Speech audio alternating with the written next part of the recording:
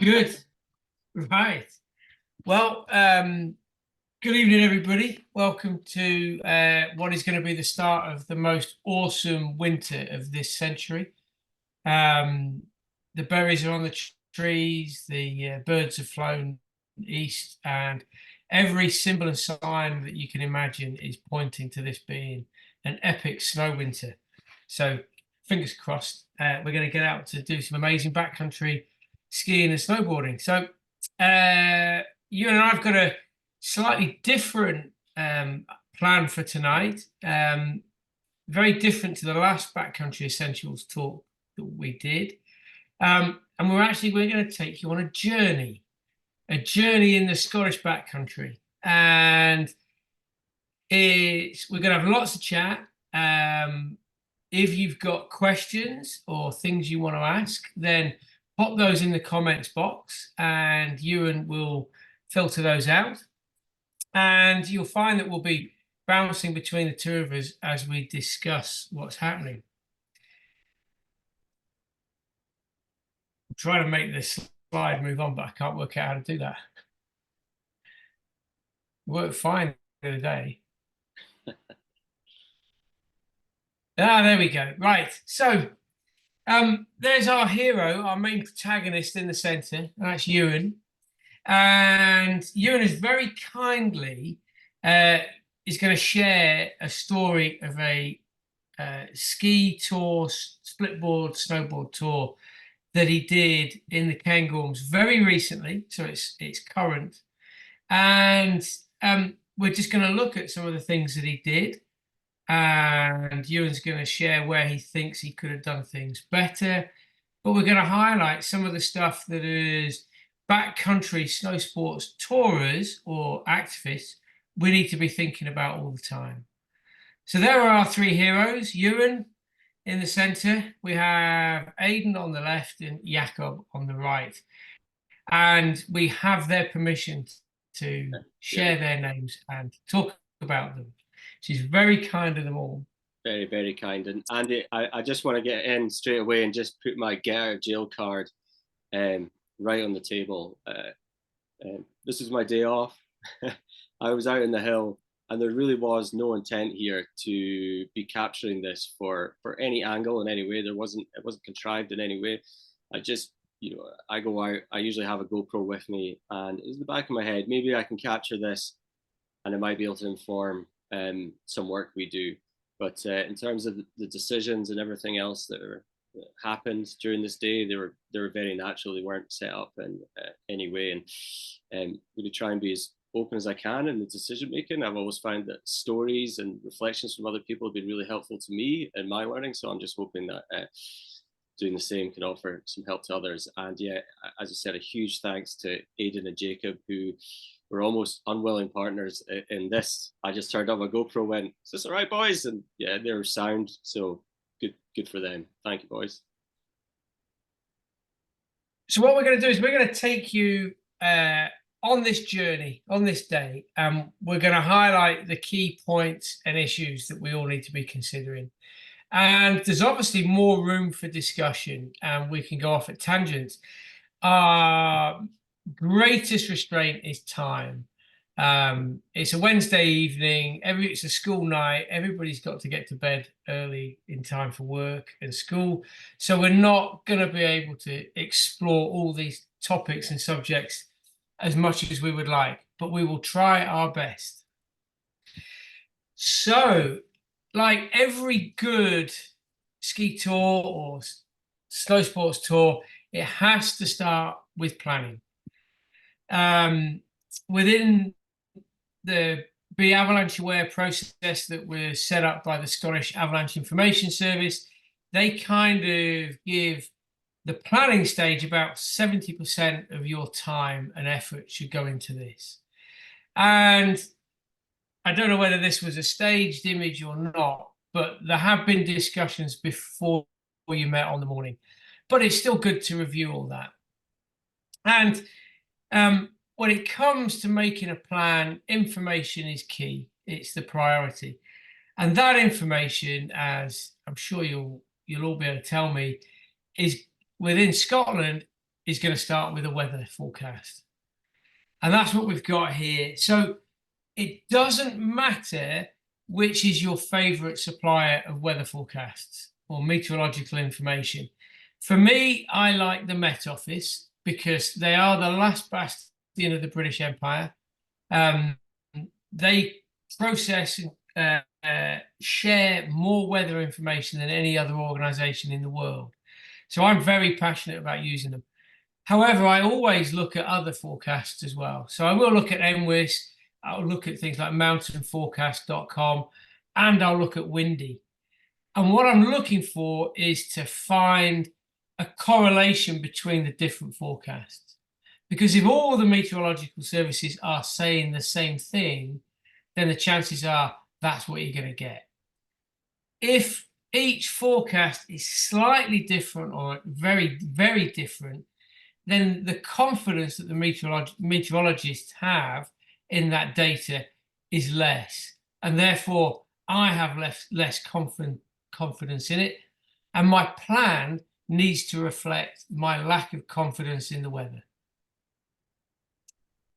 The weather is the controlling factor for all our avalanche decisions.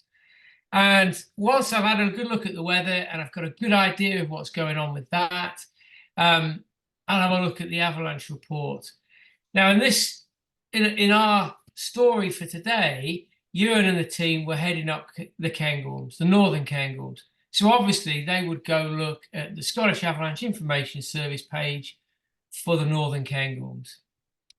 And the Avalanche Service provides forecasts for North and South Cairngorm, Torridon, Craigmeggy area, Lochaber, which is Ben Nevis and Alnwick and the Grey Corries, and then Glencoe, which is obviously the Glencoe ski area, the White Corries, and the mountains within the Coe itself.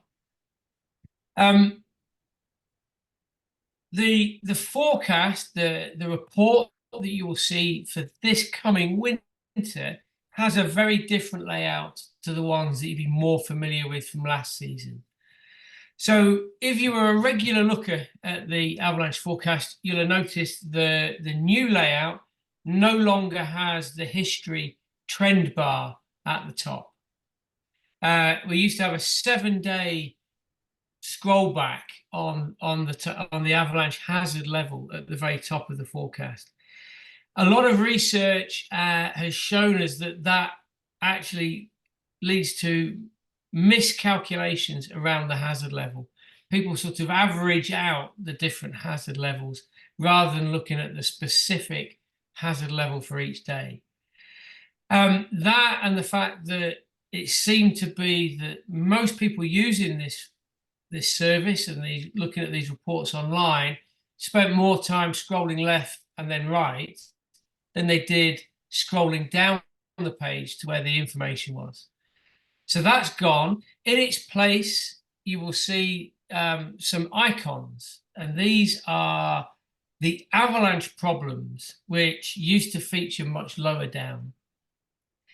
The UK is part of the European Avalanche Warning Services Group, and the European services have agreed 6 common avalanche problems, which are on the left-hand side of the screen.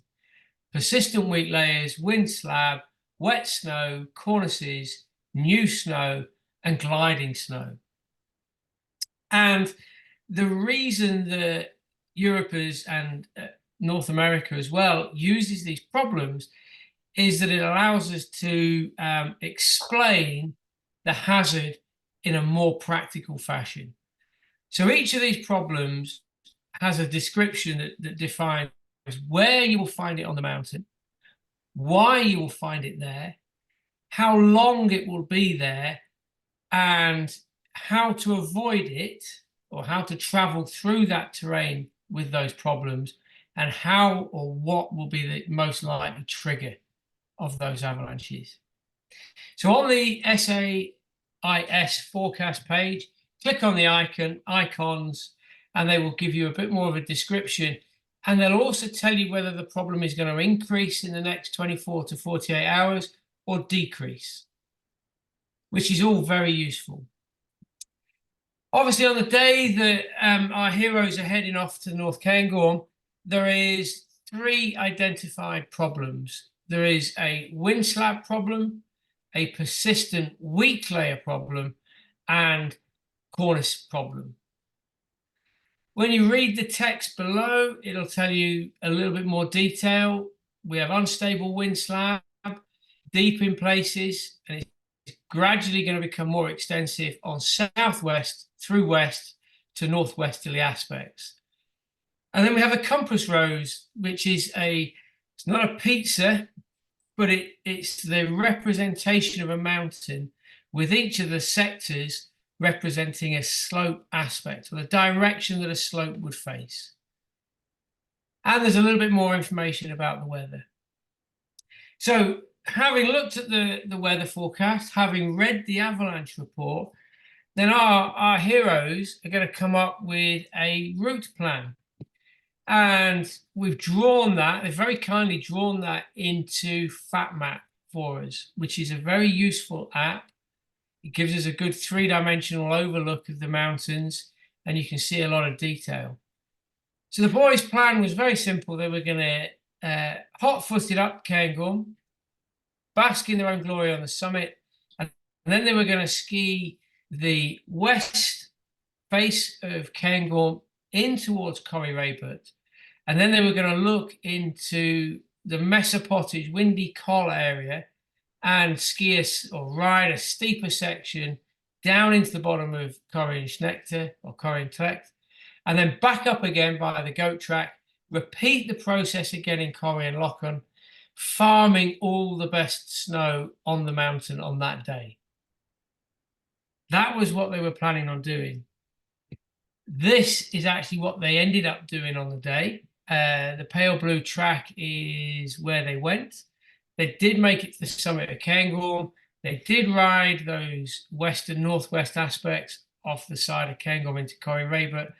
And then they chose not to go into Corrie Schnechter, but to head over and have a look at the top of Diagonal Gully. We'll talk more about that later on in the chat. And then they found some good, nice angled snow off the side of Stack and Farrer, and then they made a return home. Ewan had to get back in time to pick up his daughter from school, so there was a time limit on the day as well. Using all the functions that we can and gathering as much information as is possible, if we go back into FatMap, one of the key features that I use a lot in FatMap is the gradient or the slope angles. You just click that overlay on, and over that map, it will show you the angles of slope averaged out over quite a small area. So they're pretty accurate. And you've got the slope angles at the top of the screen, and you can see from the blue line where the boys were going to be riding, they would hit 20 to 25 degrees as they go up through the traverse and up to the Ptarmigan restaurant.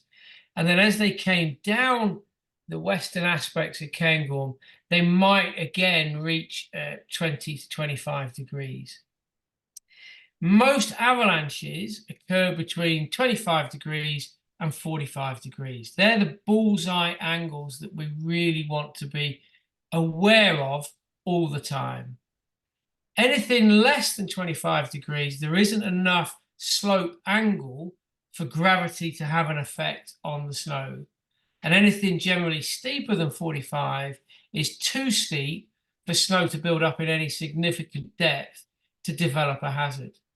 However, Mother Nature is a cunning beast, and you can have avalanches that will start shallower and steeper. So all slope, other than flat, has a potential risk and a hazard, and is avalanche terrain. Can I? Part of the. Can I jump Sorry, in? you go on. You want to go back? Just back a slide. Is that possible? And go back a slide. Yeah. I just want to put out there, in terms of this planning, I think it's worth noting that we collectively didn't come into this cold.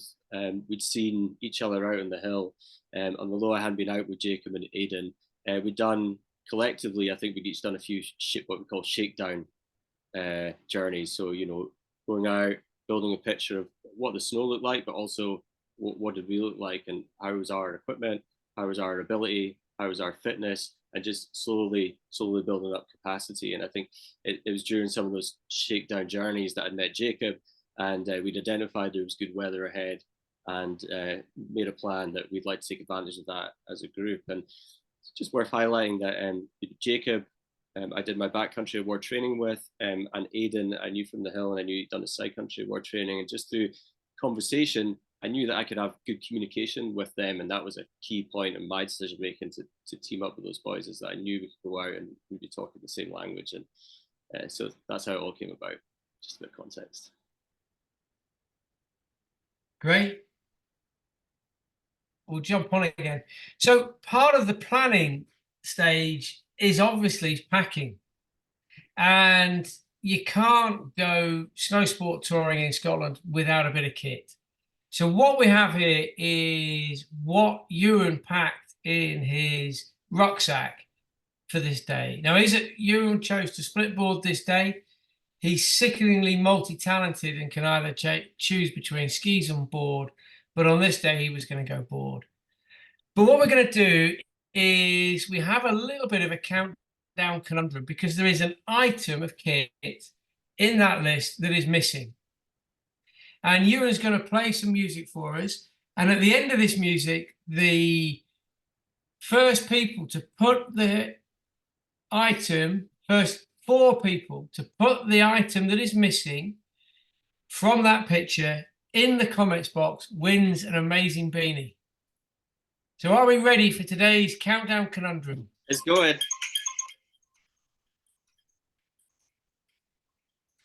No one's in yet. Have we enabled chat? That'd be terrible if we have. I'll check if enabled chat. I'm sure it's on. Oh, we've not got any messages yet.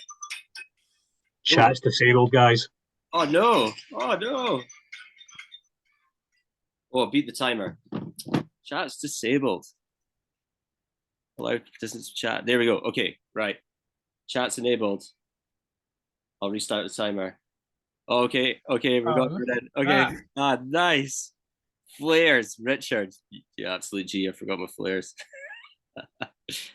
Torch, yeah. Good chiller, phone, good chiller. Yeah, a whole bunch of stuff. So, but yeah, the key one for me, helmet. So we got a couple in there on helmet. And yeah, boys and girls, I'll make sure to identify who that was, and you've got a beanie coming to you. Interestingly, and if in doubt, sit them out. Concussion beanie is on the way. Excellent. Well done, everybody. We'll talk more kit at the end if people want to talk kit, but essentially what goes through my head, and I think a lot of people's heads, when you're packing, pack for the weather that is forecast. But because we live in Britain and our weather is uncertain, also pack kit that can cope with the weather that is unexpected. And that means you'd be packing more warm layers, more waterproof layers, usually multiple pairs of gloves, because you get one pair wet on the way up, one pair wet on the way down, and you need one pair to get yourself out of trouble. So usually I have multiple pairs of gloves. You also need to think about the kit you'll need if it all goes wrong. So there are some rubber straps there, which would be great for repair kits. There's a little bit of a repair kit with some wire, string, spare batteries, anything that you can do to improvise stuff. But more importantly, there's a massive jacket, because any rescue in the UK is not going to be quick. And on any day that the helicopter can't fly, your rescuer's time of response is going to increase, because they're going to have to walk, ski, or take a machine to get to you. So you need to dress and have in your rucksack enough kit to be static or sheltered for at least an hour to 2 hours before you can expect any help. And then the discussion that Ewan would have had with Aidan and Jakob would be, what's the group kit? Who's carrying a group shelter? Is everybody bringing their own first aid kit? Do we need a rope? Do we need boot crampons? Do we need an ice axe? All of those questions need to be dealt with before you leave the car park, because once you're in the car park, it's very difficult to change any of that. And Helen is absolutely right. If you have a big group, you can share out all the bits and bobs. And I tend to always go with the smallest first aid kit I can go and let everybody else carry the biggest, bulkiest amount of kit. So that's kit and planning. And we're going to... Sorry, yeah, we had that discussion, and I had a first aid pack. I think everyone had their own solo one, if I remember rightly, and we definitely had like an equipment around the room at the base of the car park. And I think between us, we had an emergency survival bag, and I had a thermal blanket. So did the other two. But the group shelter was a point of discussion, and the only one we had was a very large one. And so, to be honest, we dismissed that on this occasion. We had other backups. Excellent. So planning completed, kit packed, everybody's happy with everything, and the route has been decided. And we're going to start off in the car park. And the first thing that we need to consider is the transceiver test. Unusually, it's quite unusual within the world of winter sports in Britain, is that a lot of ski and snowboard tourers and winter climbers do not wear an avalanche transceiver. However, in Europe and the rest of the world, it's culturally normal that an avalanche transceiver would be worn every day, regardless of activity plans and regardless of hazard level. But obviously, in Britain, we don't always see ski tourers with avalanche transceivers. But on this day, the boys have decided to wear an avalanche transceiver, so good on them. And they're going to do a test. And they're going to do the test to make sure that the devices are all functioning. And a useful acronym for that is this DBEST. Now, I'm not a big fan of acronyms, and this is one that I quite like, so I use this a lot. So the D is for display. When you turn on your device, does it turn on as expected? Does it have a fault code or an error code? If the answer is yes, then you need to resolve that immediately. The B is for batteries. They should be fresh or reasonably fresh. You generally get several hundred hours of transmission out of a set of batteries. So my rule is that when I put my transceiver on at home and I tuck it away in its holster or in the pocket, then I turn it on. And that way I don't forget to do it, because I know that 2 hours or an hour of travel before I get to put my skis on isn't going to harm the batteries. It's worth having some spare batteries in your kit so you can replace anybody's that have worn out or been left on. The E stands for electronics. Now, electrical interference is now a really big deal within avalanche transceivers.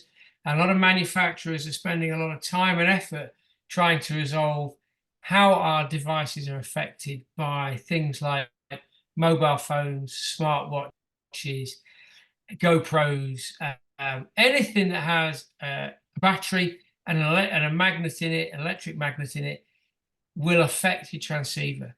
So the general rule is to keep anything electronic 20 centimeters away from your device. And be aware that, wearing a transceiver on your chest and putting your mobile phone in your trouser or thigh pocket, if you're folded up in the avalanche, that phone will become within 20 centimeters of your transceiver that's on your chest. So that then breaches that 20 centimeters. And what it does is reduce the signal and the power of the signal quite dramatically. Turning your phone off, unfortunately, doesn't make any difference because it's the batteries it's the magnets in the speakers that are the real problem. So get them best in your rucksack or well away. And then the S and the T is for search and transmit. So we want to test everybody's ability to search for everybody else, and then we want to test everybody is on transmit. And that's what Ewan's doing here with Aidan as he walks past. His transceiver is 1.3 meters away from Ewan's. Once you've confirmed that everybody's transceiver is working, tuck them away and you can forget about them and crack on with the day. And obviously the day, sorry, go on. There was a question about any recommendations or makes to avoid. Difficult one for us to answer that. Glenmore Lodge is sponsored by Peeps and Black Diamond. They're very good. Basically, you want to have a look around and see what your mates are using and try and practice with what they've got and find the device that you like the look of and like the way it searches and works with you. There are a lot of very good digital transceivers on the market. And I think if you buy one from a reputable manufacturer, it will be a good device. Yeah. I think that's fair enough. Yeah, I mean, I hope that's fair enough. I think so. I think sometimes what you might find is that it's kind of like iPhones and Android. Sometimes you might just get used to one and how it interacts. I'm quite used to the BCA trackers. And so that's just worth consideration, like just how you interact with it feels natural. Good. So our team are heading up to the top of Cairngorm. They're taking the most direct route to the summit because that's what their plan involves. And they are traveling through Cairngorm mountain ski area. I think it goes without saying that I would give way to a Peace Basher every day of the week, regardless of where I was. They're big, it's hard to be seen, and I don't want to get squashed. So I would definitely give way to the Peace Basher. It is worth, though, as tourers, remembering that not everybody on that mountain understands what we're doing. There's lots of downhill skiers and boarders who don't understand why we enjoy skinning uphill. So we need to keep a little bit of distance away from them because they don't quite understand what we're doing. And it's not fair for us to be skinning up a piste when people are skinning or skiing or riding down that piste. So we need to stay well away from the marked runs. You can get the other side of the ski fences in Scotland, or because you've got skins on the bottom of your skis or your split board, you can actually skin in much shallower snow and it doesn't trash your bases of your skis as much. So you can get away from the marked runs, keep yourself out of the way, have a much more pleasant and relaxed descent without having to fight any downhill skiers. And we're going to move on. But when we're skinning uphill, we shouldn't just be chatting. We have a job to do, and that job is to evaluate the information on which we've built our plan. And that information is going to be both the weather and the snow. So as we're traveling up, the observations that we make are key. So is the weather as forecast? Is the wind stronger? Is there more snow than forecast? Is the wind a different direction? Is the snow being blown about? Majority of avalanche problems that we have in Scotland are wind slab. So we can be looking at that thing, seeing where is the snow settling? What side of the rock, what side of the ski fence is the snow sitting on? Is that as we expected it? And how is the snow behaving under our skis and boards? Is it light, fluffy powder snow that creaks and makes pleasant noises as we skin over it? Or is it hard, dense, off-white, grey-coloured snow that cracks and has woofing noises as we travel over it? All of that is giving us lots of useful information about whether our plan is still valid. And obviously, when the weather clears, as it did for our heroes here, those observations are much, much easier. When it flags in and you can't see anything, then you take a much greater risk on your journey because you haven't been able to validate that plan that you made. So nice, clear weather helps us a great deal. And the boys are traveling up and they can see things like rime ice on the fencing, drifted snow on the bank to their right, a little bit of wind scouring off to the far right. You can also see that there's a group of ski tourists just ahead of them. How are they moving? Are they moving well, slow? Are they encumbered by deep powder snow? Are they struggling with hard packed, wind scoured, icy slopes? All of that is information that helps us evaluate and decide whether to continue on our plan.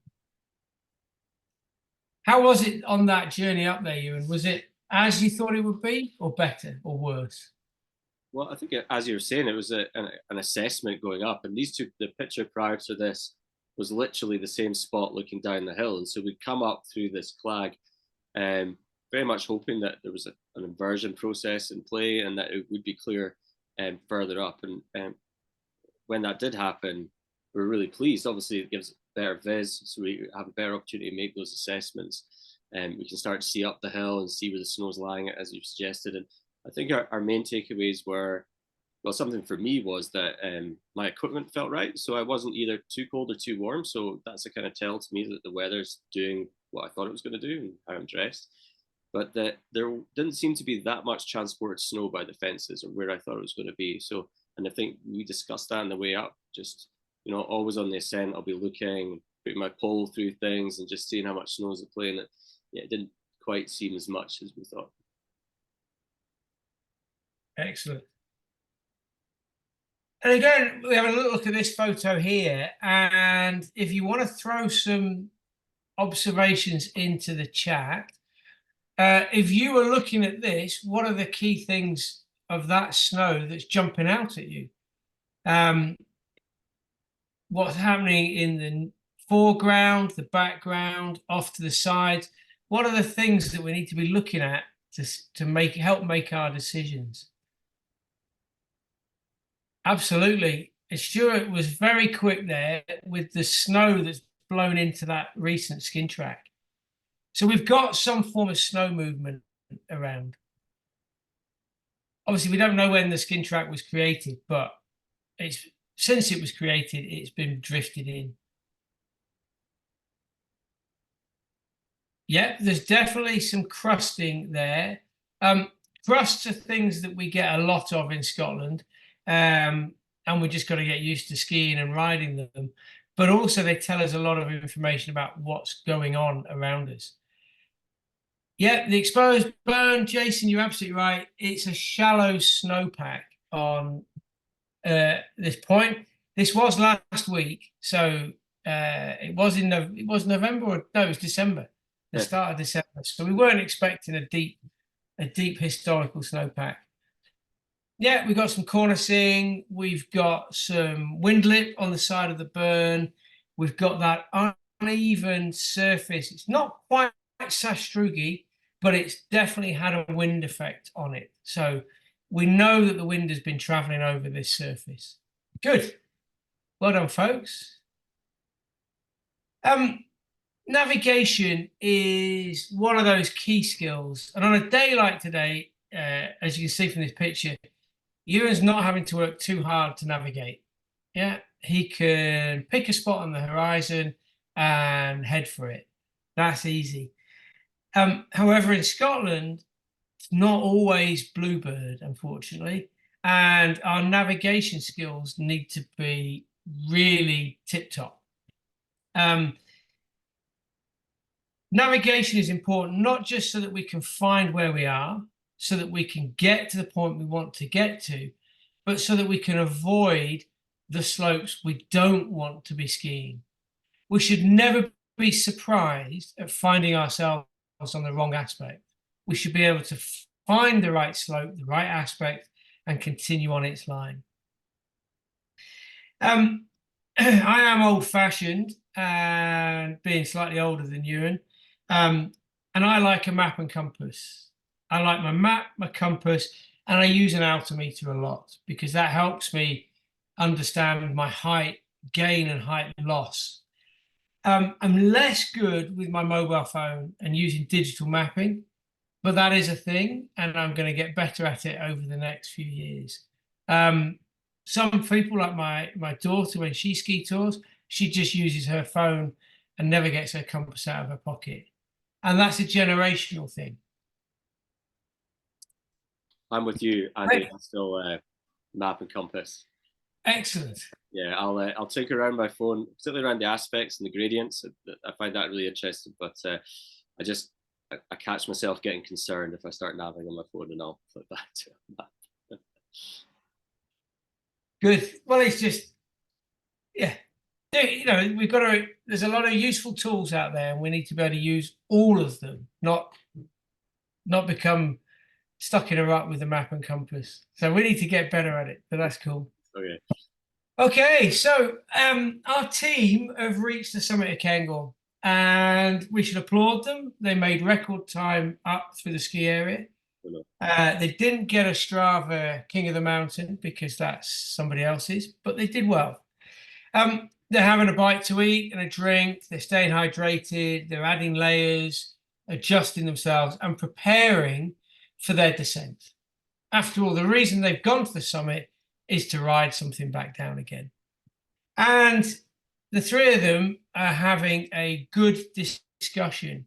Now, psychologists and behavioral scientists will tell you that if you ask somebody what do they think, they'll tell, the human bias is that that person will often tell you the answer that you want to hear.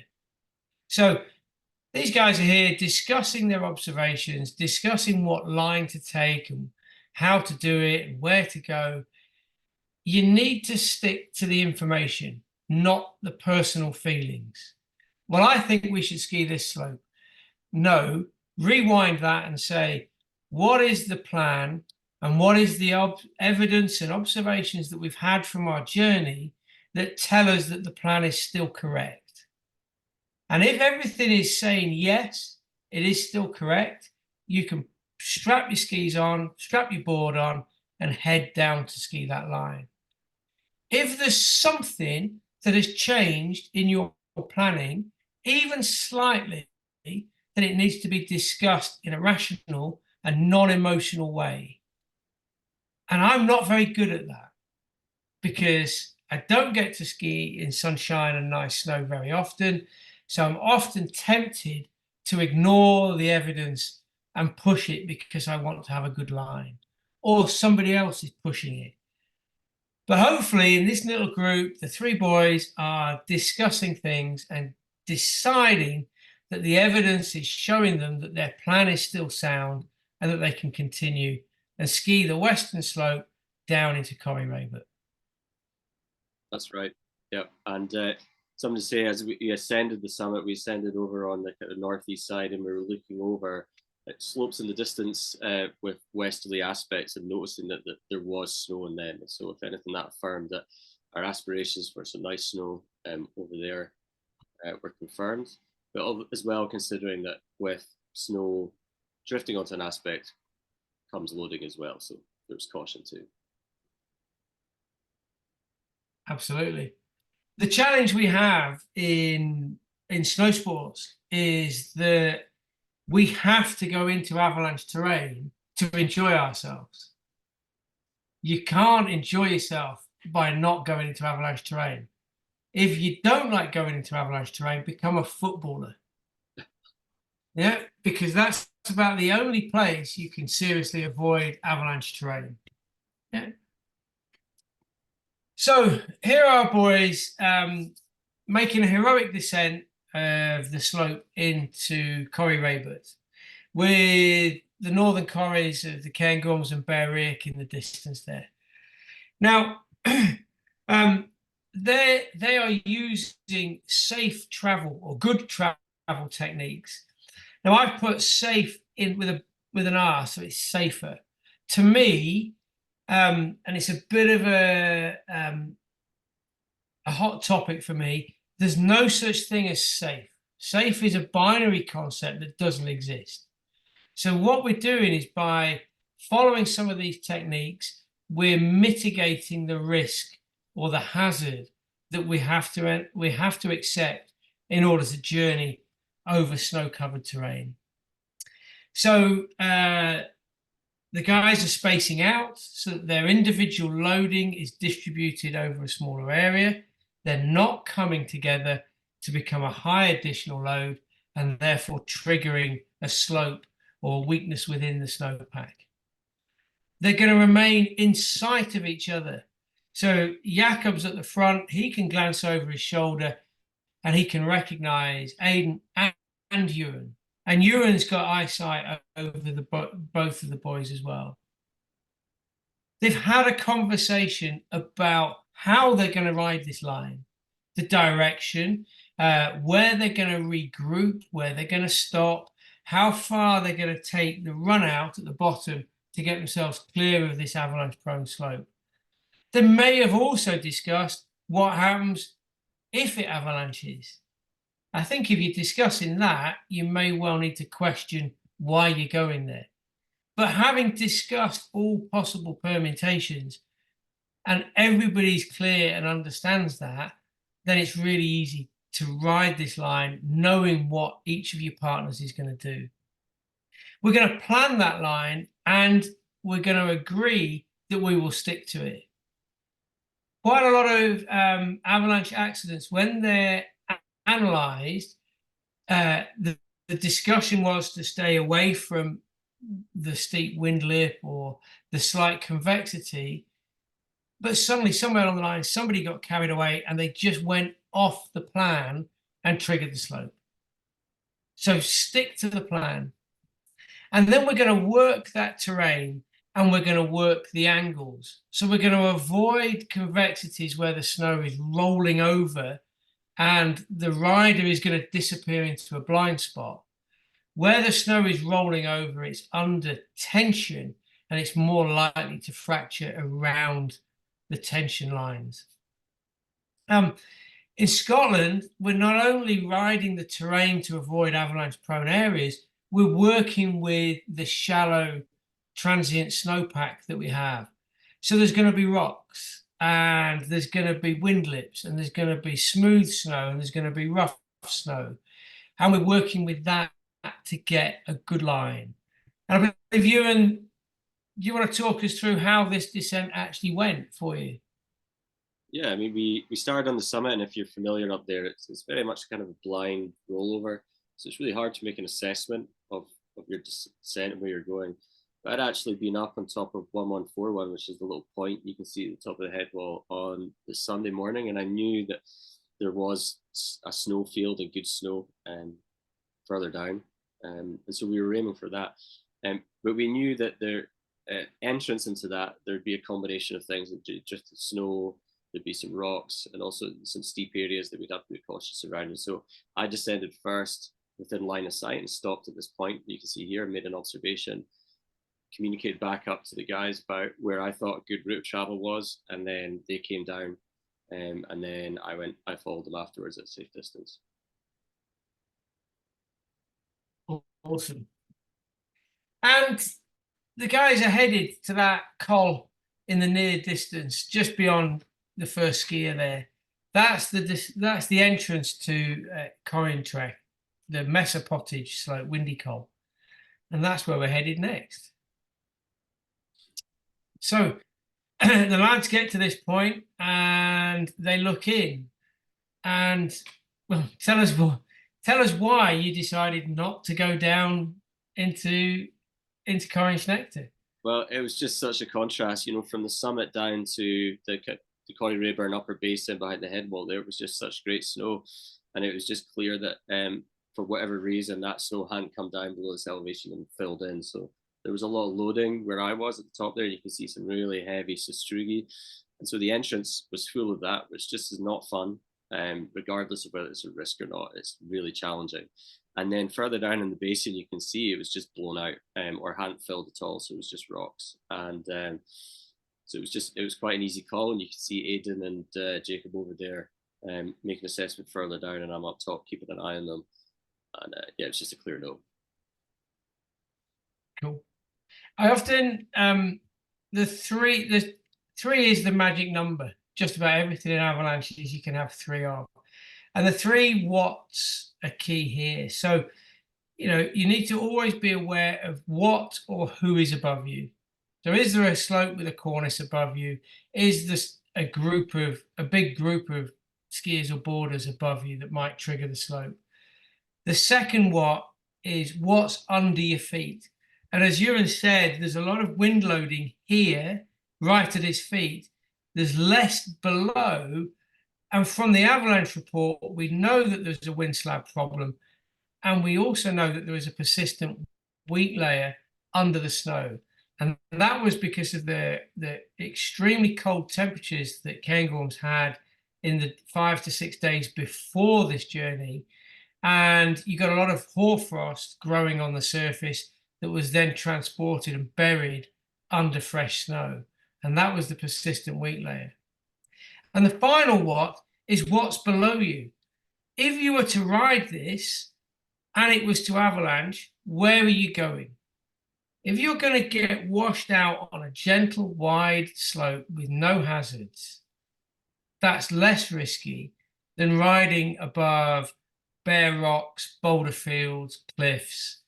If you're in the Alps and you're tree skiing or you're skiing above forests, and you get avalanched, you get washed off a cliff, you get washed into trees, you get buried in a gully or a burn line.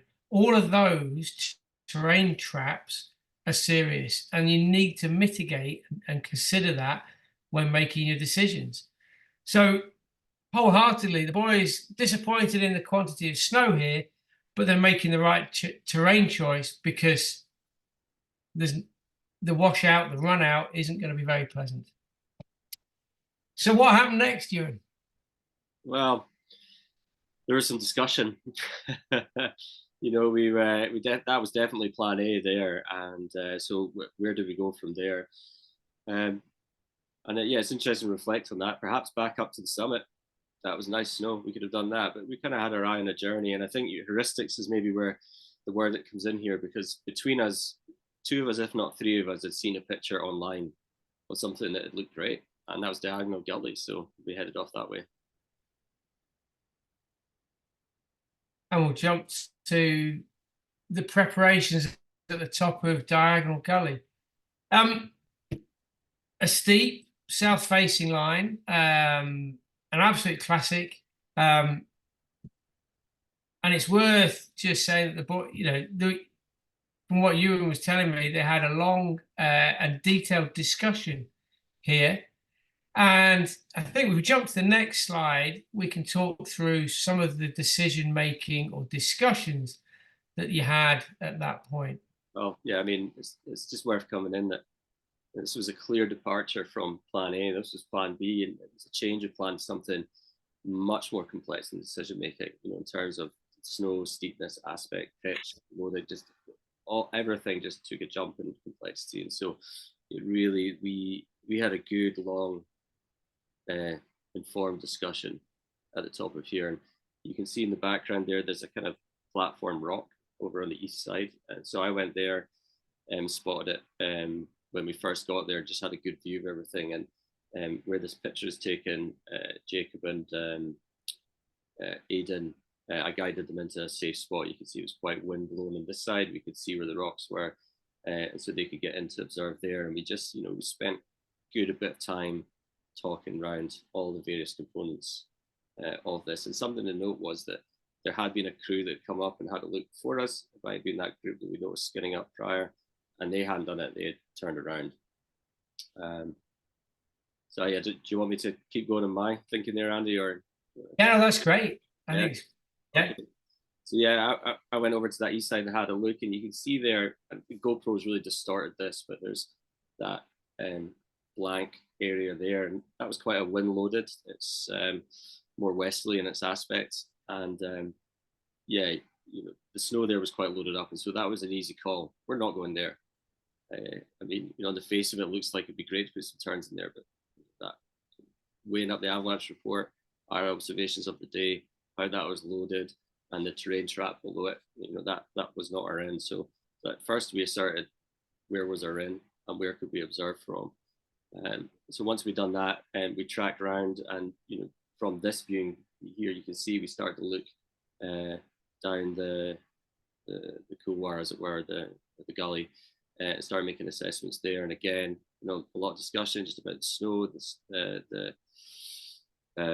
the angles, and all those components there, and just trying to make it assert, was it safe and was it rideable? And the thing that really came in here was this group dynamic. And as I mentioned, I haven't been out with these guys before, so we weren't new to each other. And then as we started to talk through and have those lines of communication, you could pick up that there was differences in our enthusiasm, if you will, on the scale of to ride it or not ride it.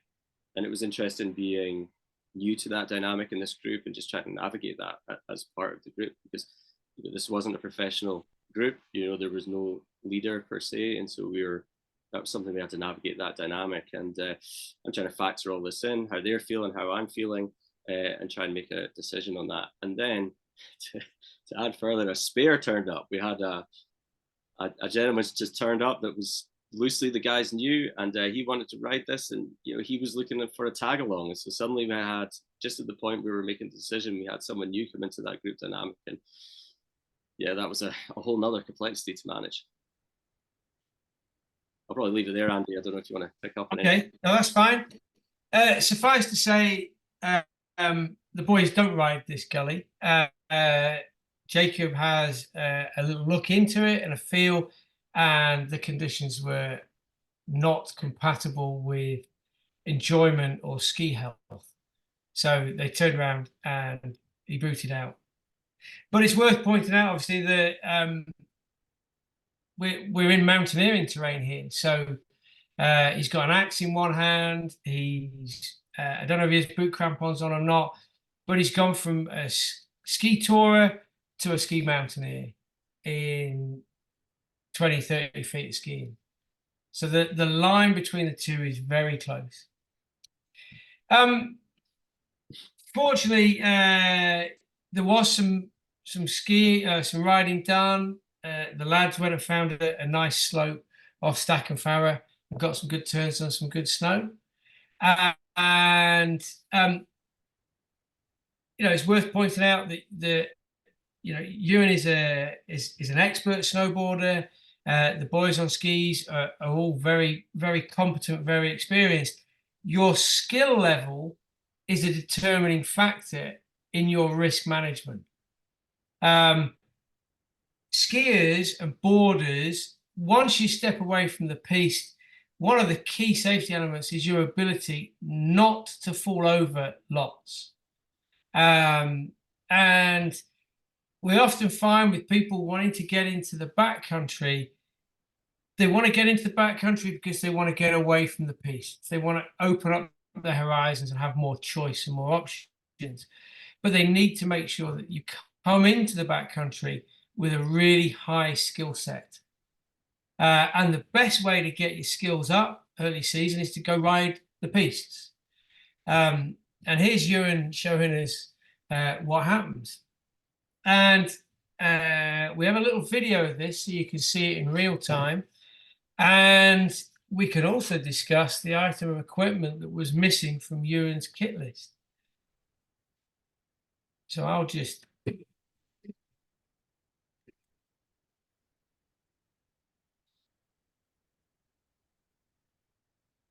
So Ewan's, all credit to Ewan. He's letting me have this, and I'm milking it because I don't often get to highlight how important it is to have personal skills.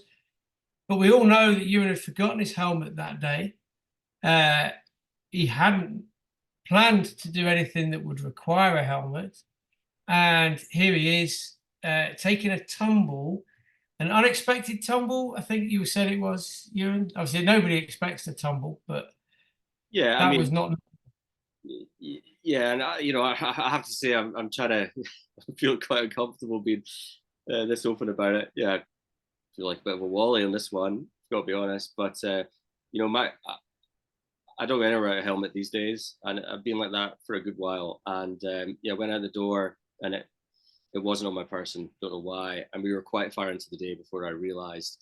And my thoughts was to just try and dial everything down. And there's some reflections I'll have to have on that. But this run here was coming down the Coronation Wall back into the resort, and I had kept those dials down all the way down the descent, and this was literally the last turn before the piste, and I let my guard down. I just thought I'll do what I call a dump turn, so I just put, I'm trying to kill all my speed, just spray some snow, come to a stop, and just take a moment, come back onto the piste and head down. And it was at that moment that the snow caught me, and so I took the roll. Andy's been quite kind with his words there, but I'm actually no stranger to falling over. And so I to the roll, and I went for that, tried to take it and come back on my feet, which happened. But you'll see there, right in the middle, there's a big divot, a big hole, like meteorite crater, and that's my head.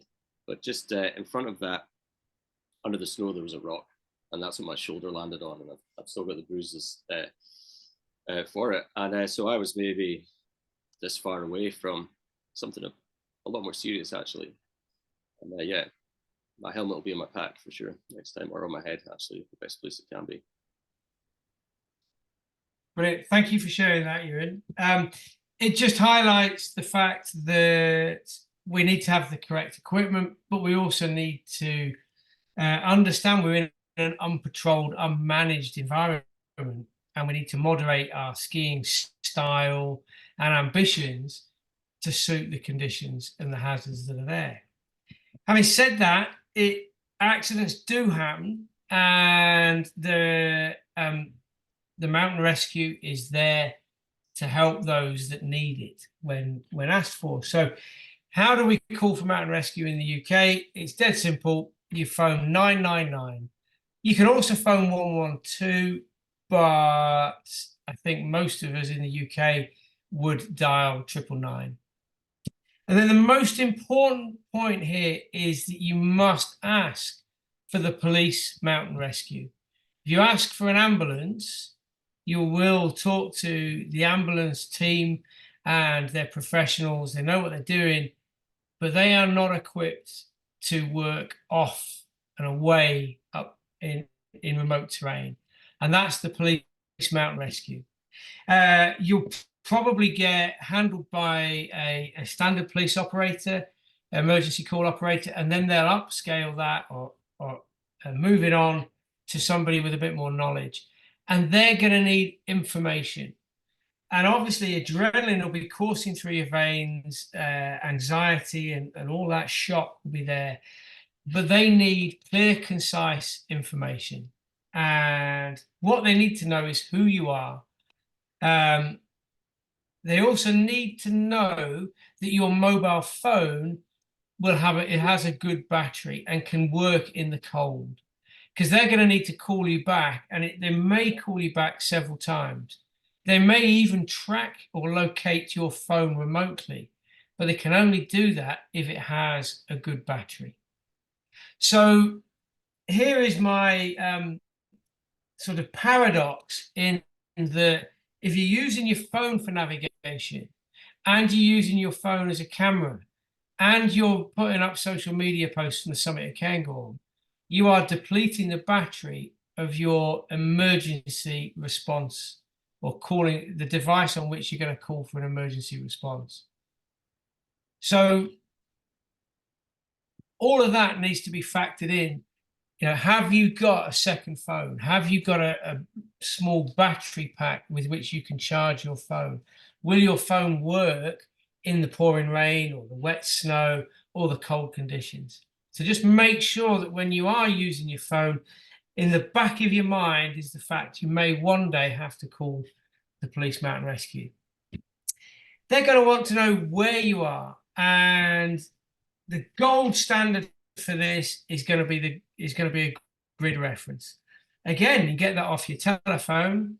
OS Locate is a free app that gives you your grid reference. I think it gives you a 6 or 10 figure grid reference, and it includes the map reference as well. You can also use other things like What 3 Words or echolocate, but in the UK, the mountain rescue team are going to be going for a grid reference. They're going to want to know what's happened and what injuries you suspect. We're not doctors, or some of you may be doctors or nurses or paramedics or whatever. I'm not, so I will give the best diagnosis I can. They've hurt their lower leg or they've hurt their knee. I'm not going to do any more than that. They're going to need to know how many you are, how many people are in your group, how many casualties. Hopefully, it's only going to be one, but how many other people are there, and how well equipped is the rest of the group? Are they going to become hypothermic casualties as well? Or are they going to be useful people on the mountains who could help carry a stretcher or manage themselves off the mountain? And they would need to know what the weather is like, because that information is critical as to how they're going to come. They're going to come by foot. Are they going to come by helicopter?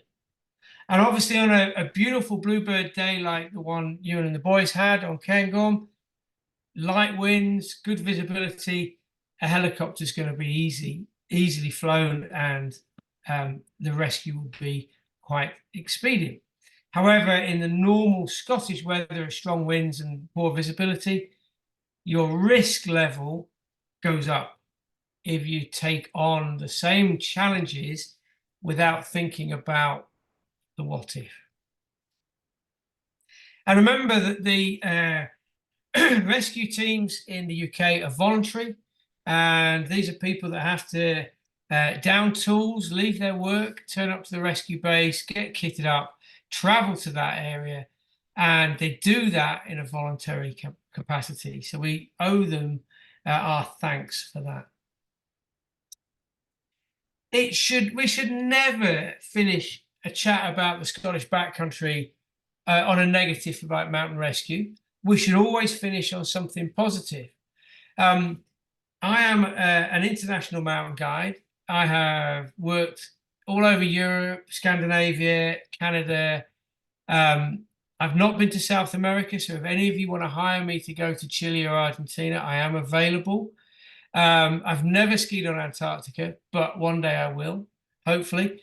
I've traveled all over the world, and I would quite happily say that some of the best skiing that I have done on this planet has been in Scotland. Now, it could be that it's just because it's where I live and I don't have to get my passport, I don't have to change my money, I don't have to speak a foreign language. It could just be that because it's such a rare and special entity, our enjoyment is much more of it, much greater. We have a little video that will show you some of the stuff, some of the fun skiing that the boys did this day, to highlight the fact that Scotland is, when it's good, it's world best, and when it's bad, it's just as good as anywhere else. Yeah, just to say, this little run here is that last pitch you saw of Andy. If you saw the kind of brow of the ridge behind, that's what this ride is. And nice mild terrain. You're talking about avalanche terrain. This is 20, 25 degrees. So, you know, on the cusp of things, but really I got some confidence in this slope, certainly. And a bit of a funny angle, but it was nice turns coming down here at the end of the day. Funny camera angle, rather.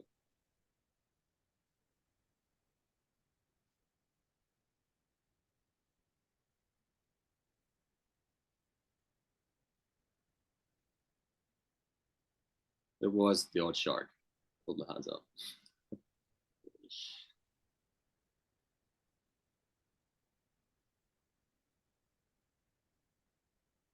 Excellent. I'm so jealous because I worked in an office that day.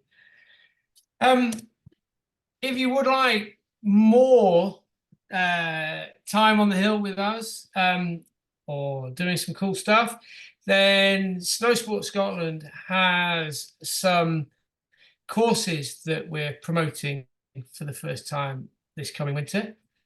We have a guided side country tour, and we're going to do those in Glen Shee and Glencoe on the 3rd and 10th of February. And then we have an avalanche awareness and avoidance course, again at Glen Shee and Glencoe on the following days. And they're going to be looking at more detail about avalanche knowledge and your understanding of how avalanches happen and why they happen, but also how to plan and avoid them, as in the clue is in the title.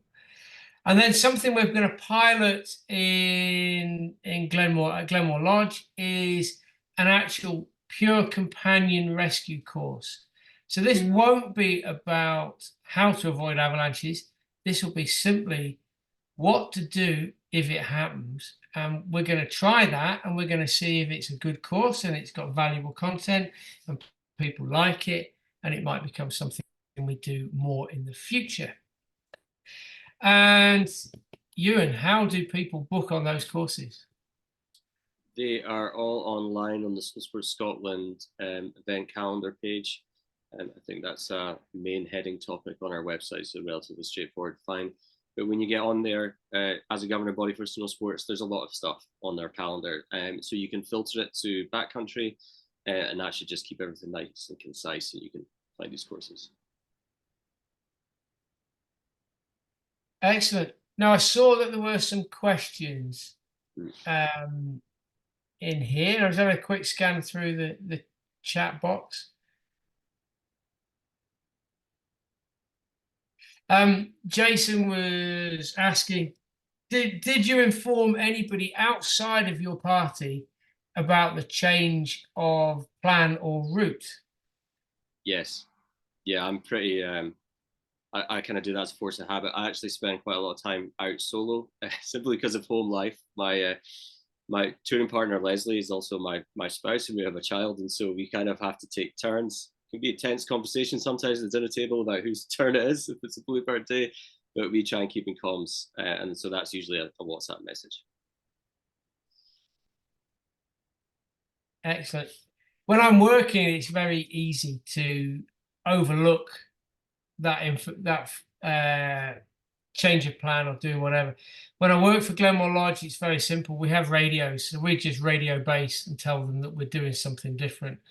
But when I'm working independently, it's got to be part of a discussion within the group, and hopefully not everybody will get lost or disappear.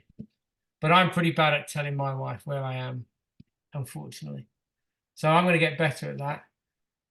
Can you see, are there any other questions in there? I'm struggling to scroll through the questions. I think there's some general questions just about navigation software. So OS locate and also spot and inReach. There's some questions around that. So I just navigation broadly as a topic, or e-navigation. Andy, any suggestions there? Certainly, yeah. So you've got a variety of options for digital navigation.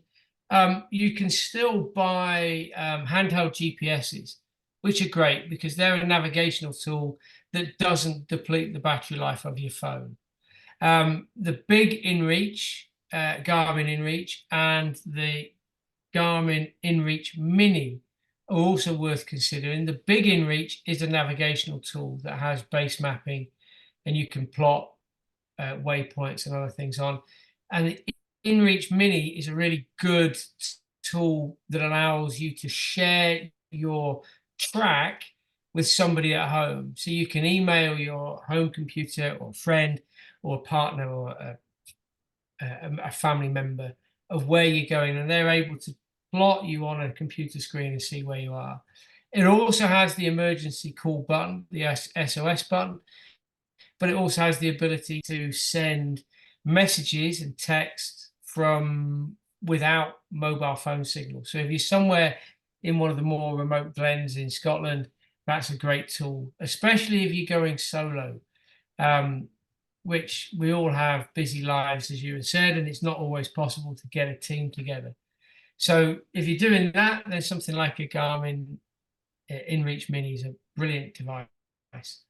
If you're using your telephone, then I have on my phone I have OS Locate, which allows me to pinpoint my position, and I often use that just very quickly to check where I am in a whiteout, and then locate myself on a paper map or a laminated map, and then I use the map and compass to navigate. But I use the OS Locate as a way of just confirming what I'm doing. You can also get OS mapping, which allows you to navigate as well.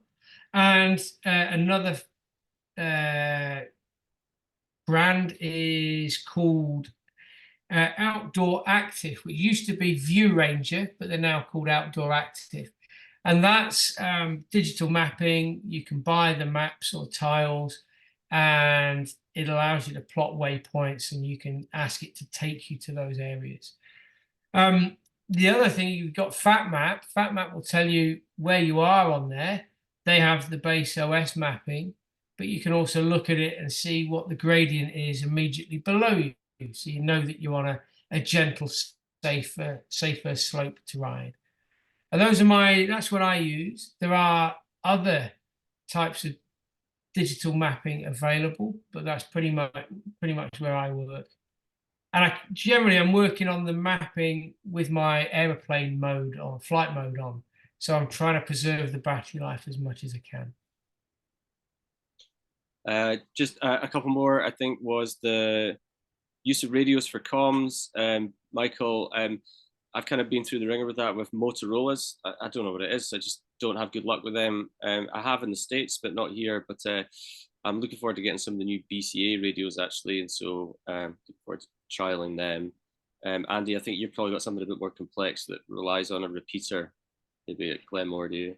Yeah, so the Lodge radios are digital, and we have relay stations around the Cairngorms that allow us to basically have a radio net across most of Scotland.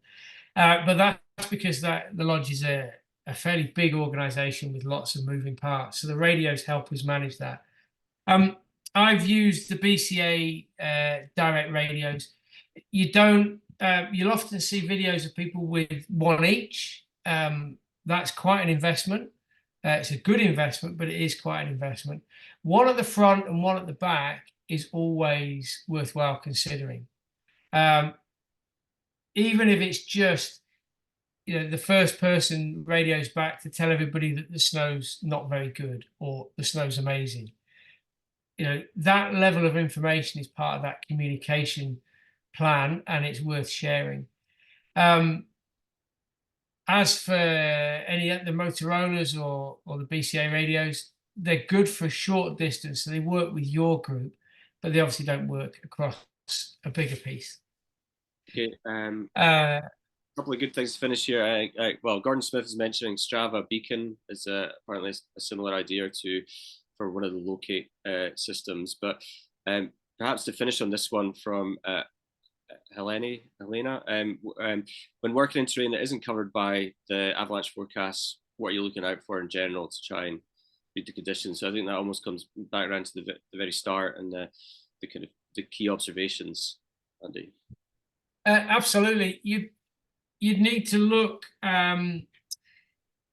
The avalanche service forecasts or the areas were predominantly where people are going. So when your area falls out with the avalanche service forecast area, look for the one that's nearest to it. And when I mean nearest, it's the way that the wind or the weather is moving. So for instance, if you're going to go and ski Ben Alder, which is out with Craig Meggy's area, and the weather's been a southerly, the information from Craig Meggy is going to be less reliable in Ben Alder, because the weather's been traveling from Ben Alder towards Craig Meggy. You'd be better off looking at Lochaber, similar mountains, similar terrain. And then you're just going to have to go and see. And as you go in to see, the avalanche problems that will be forecast will be similar or expected in the area that you're going to. And you're going to have to go and have a more conservative plan. You need to have better observations. So you're going to deliberately go to mini slopes and have a look at how they behave, places where the outcome is pretty minimal. And you can, if you like, some people call them test slopes, but we're not testing, we're just seeing what's happening. And understand that altitude plays a big part in this. So what you see at lower altitudes will be intensified as you go higher.